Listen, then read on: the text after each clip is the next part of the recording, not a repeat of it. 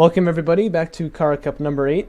This is going to be from round 2. It's between myself and the hottest man ever. Love that username, I really am.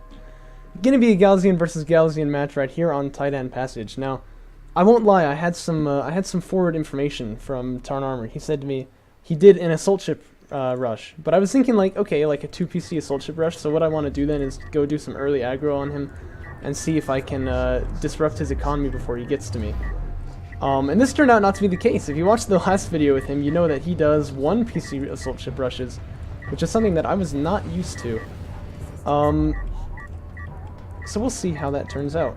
But this was definitely a bit of a surprise match for me. So there I am, moving out across the map with my production cruiser and base runner.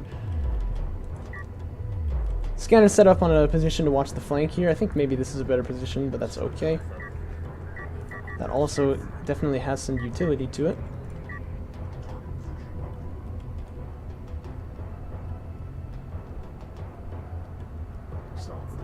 Have you noticed that all the items on the sensors manager kind of glow a little bit? Like the resource things, they glow. Can you see it? It's pretty slight, but you can really notice it on the bubbles that like the red team throws up. You know what I meant. For some reason, like the glow is a lot more noticeable in that bubble there.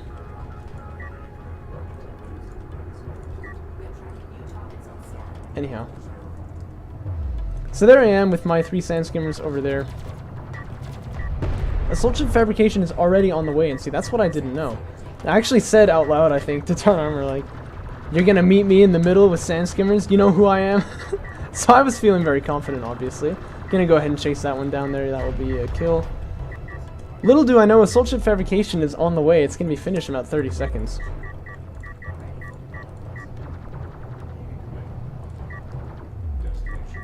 So I'm gonna go ahead and throw this scanner over here so that I can check my opponent's tech, because at this point I was getting a little bit suspicious, as he just ran right past me and took lots of losses there. I'm like, something must be wrong here, you know, like what's he doing? Why is he just like running past me here?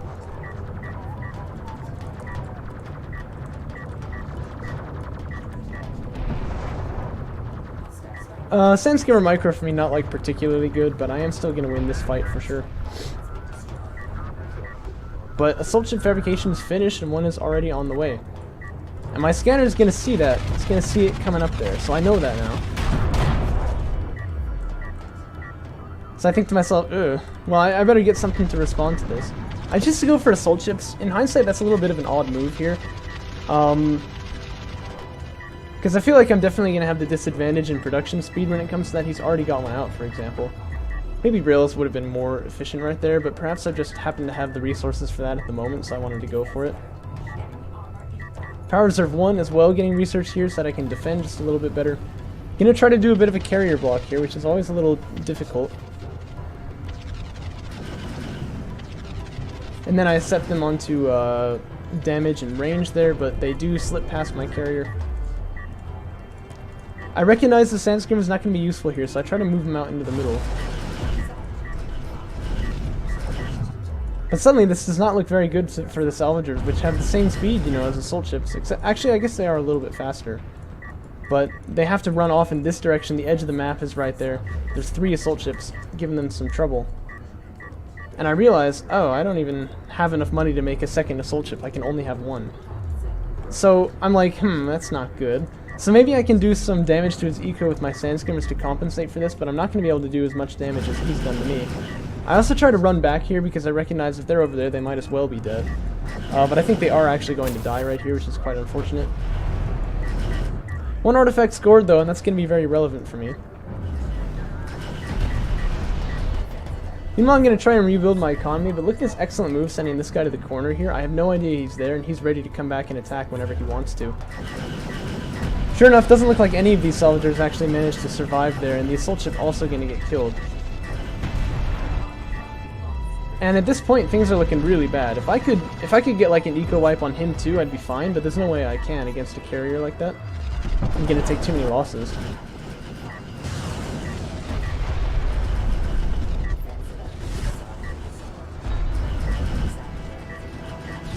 And that's the sad tale of how hottest man ever wiped my entire economy. Because I figured that I knew how to counter-strat against him, and I was very much incorrect.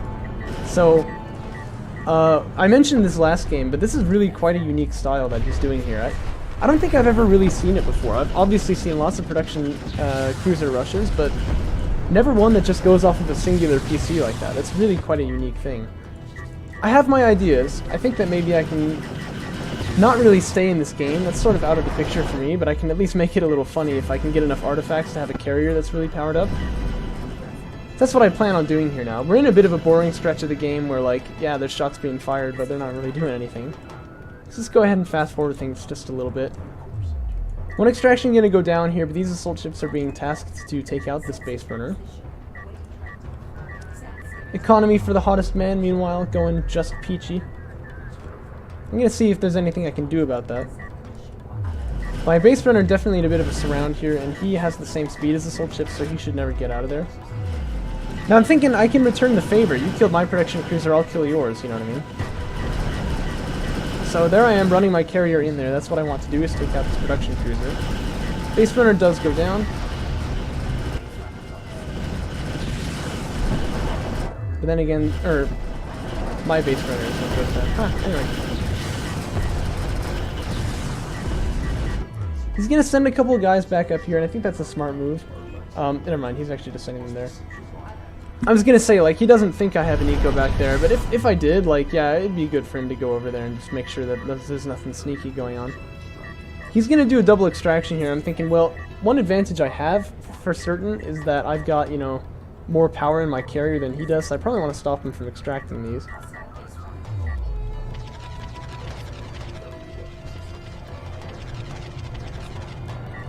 Question is, can I?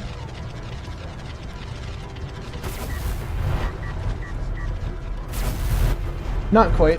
And with that basically goes any advantage that I had in this game. We now have equal power reserves.